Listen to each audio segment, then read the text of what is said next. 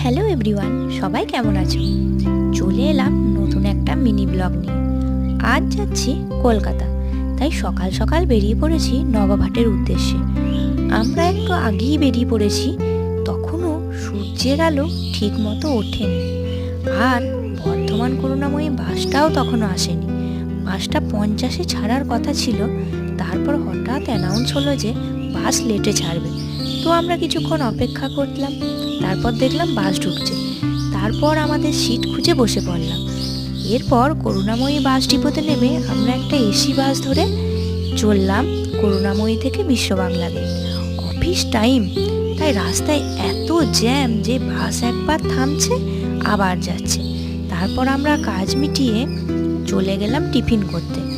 মা খেলো vegetable spring roll, আর আমরা খেলাম ছোলে বাটুরে, সঙ্গে চকলেট পেস্ট্রি